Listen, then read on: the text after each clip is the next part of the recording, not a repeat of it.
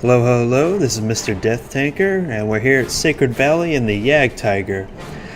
As you may have previously known, I say that the Jagdtiger is equally adept at being both a tank destroyer and a heavy tank, and I'm going to show you more of that playstyle I adapt, as we really use the Jagdtiger to be aggressive in this matchup. This is one of the first times I've been on the redesigned Sacred Valley, where they've redesigned, all of the region up here with the different mountain setup. Anyway, I'm looking at both of our teams, seeing that we're pretty evenly stacked, and I just kind of want to see what's different up north, so I decided to make it an aggressive play with the Jagdtiger. I could have gone south for more sniping action, but it's basically just why I decided to go north. I just really want to see what they changed, and it looks like the team is evenly spread out, and we've got a really good 5100 player to support. E25, I don't know why he's going this way, but luck to him if you're going to be in the scout tank and going to head-on fight. What else we got back up is the Type 64, two Jagdpanthers platooned up, T-34-3. Keep an eye on the T-34-3, by the way. AT-15, a couple other little things. But it seems like we've got a really good team heading up this way. I'm just going to head up and support this 5100. It's very important that we keep him alive, because an autoloader is still a very dangerous tank even at this level, even if he is a tier below me. Alright. First two targets up on IS-3 on 3 targets, 5100 and 12244. 5100 was too aggressive. He's getting pounded for his mistake. Decided to help him with his 44, put one big round into him, and then the 5100 finishes him off. Alright, to back up to reload and face off against the IS-3 and the 5100. Don't really want flanking shots into my 80mm of side armor. I'm just trying to act as a wall of metal for the rest of my team, as they're kind of squishy, but I've still got some serious frontal armor. I back up because everyone else is pulled back, and a Jagdtiger by himself and able to be flanked on one side is a very sad Jagdtiger. IS-3 was poking, so that turned out to be a good idea. AT-15 gets on my side to support. I would feel sorry for any heavy tank that came around this corner now, because you have me to track and like AT-15 machine gun him down. Alright, seems like he's decided to be aggressive against his IS-3. That's a little bit of an iffy play there by him, but I move up to support him. Puts one shot into him. IS-3 bounces, and he's basically doomed now. The Type 64 is coming up behind him. That was a really bad play by the IS-3. AT-15 turns out to be right. Jagdpanther being aggressive against a 5100. Very bad play on his part, and he's going to pay for it. I'll try to help him out here, but I'm just not fast enough. But I am here to take up the balance and just basically headshot the 5100. Snapshots at that range, there's no way you can miss. Well, I mean, I don't want to say no way, because, you've always been there. You've been 5 feet away, you take a shot, and somehow it just veers off to the side. Anyway, I'm moving around this flank now. The other Jagdpanthers decided to fight an IS-8 head-on. That's a very bad play, but I'm here to help him. Hopefully I can save him in time, but I don't. Put one shot at the IS-8, ram him because I'm heavy and he's not all that heavy. Trying to get another shot into him, take him down to 33 health. Really don't want him to shoot me again, but the 5100, which I saved earlier, saved me. And that's why you really need to save as many good teammates as you can. Looks like I'm trying to get a shot at the Centurion, but decide against it. Push the IS-8 out of the way and decide to continue my aggressive streak here. Just keep pushing as hard as I can, because I'm still at pretty much full health, and, I can take the hits.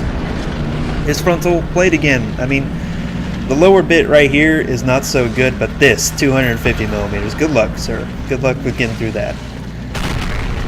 Take out the Type 64 because he was more dangerous, and just wanted to get him out of the game with that one shot. I'm trying to help the Relic 3 and his Type over here. I missed that shot. Not exactly sure how, because this thing is usually very good about making those impossible shots, but sometimes you just have to take with it. Get shot by gold in the side. You know, 80 millimeters of side armor. You need gold for that. One shot already. Doesn't even matter. Once again, another heat shell into my tracks, apparently. There's an SC-101 over there staring at me. I don't like that. Take the shot into him. It probably went through him. SC-101 is a very squishy and, in my opinion, bad tank. He's not too much of a threat to me, but I just want to put a shot into him. Now, at the time I didn't realize this, but I thought it was the SU-101 that had shot me because I didn't read the tank description fully when it damaged me. So I thought it was the SU-101 shooting heat at me, and that's why I put down coming for you 101. But it was actually the 54, which kind of makes my next play kind of a bad mood because I know there's another tank destroyer out here that I had not spotted yet. But you know, 2020 hindsight. I decided to go aggressive again because I got an AT-15 behind me, which I think is going to give me a lot of help, and a 34-3, which I had not really been paying attention to, but I saw a medium behind me, and I figured, he's going to move up and help me. Because that's what, smart medium players do. They support tank destroyers and heavy tanks. Alright, I sight the platoon up here, SU-101, he bounces, I don't. Right through his gun shield, it seems like. But then I get charged by a 54 and his T-34. He bounces, put through a shot to him. Ram him. You're not getting by me, son. Alright, he's pulling up. He fires HE, which is really strange. Put another round into him with my DPM. Get shot once by the T-34. Round off on him. Another heat shell. And push him back. Blow him up. Try to turn around to get the 34, but it just ain't happening. I can't turn around fast enough, and he punches my ticket. But I got 4,000 damage, so that's a really good round. 4,000 damage, it's twice my health.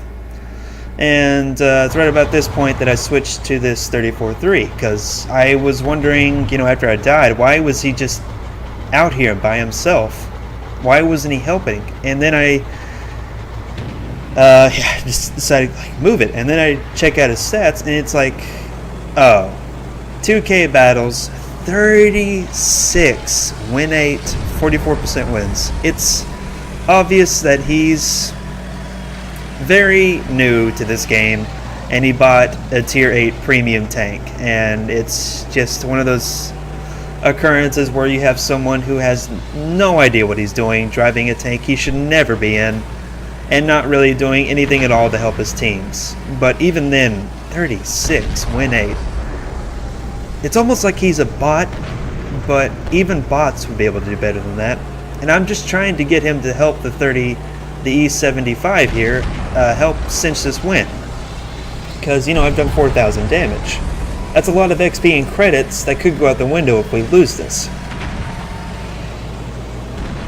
And he's just making his way over here. The Doom Turtle is making his way over there. He's trying to help support this other flank, trying to just sandwich the enemy tanks in between them. E75 moves up, along with our T-34 friend. He bounces a shell from somewhere, probably the 48, or the T-32 rather. Misses a shot.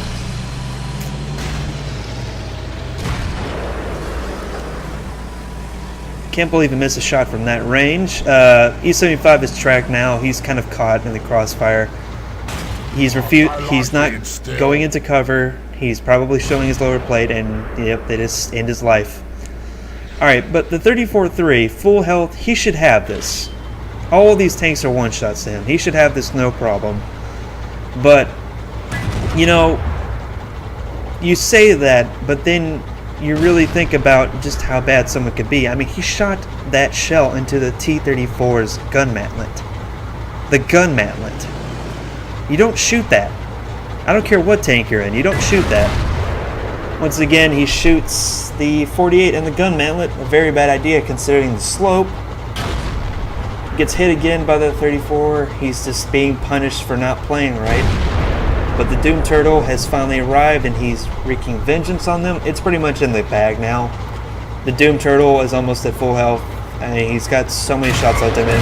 We still haven't already So even with the inability of this 34-3, we have this in the bag. It's just, he should be able to kill this 48, no problem. I mean, here, 48 missed a shot. He should have this. Just shoot his weak points on top. But he's shooting HE now, because he was, I guess, just because he couldn't get through with his AP rounds with his really shitty aim, he's just going to shoot HE at it. And hope for the best. And that's just the type of players you get when... And he dies. And it's just the type of players you get when you got people that have no idea what they're doing, and they just buy a tier 8 tank, and they're terrible with it. But as you can see now, the 48 is sneezable, and the Doom Turtle is just waiting for his opportunity now. The 48's trying to gimmick him, but he's really got no hope here. Pulls out, but he pulls out too much, and boom, dead. And that was basically that game, and we did a really respectable amount of damage, and we also see why you can't always trust your teammates, because you just never know what you're going to get. But let's see them gameplays and see how we did.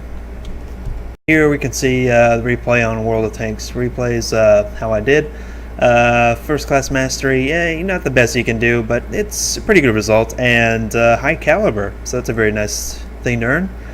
And we see we've damaged a lot of their tanks, damaged the modules, but it was really the punching power. And as you can see, it was a bunch of one-shot kills, kills I was able to cinch thanks to me basically being aggressive, sighting targets, not letting other people essentially do all the work.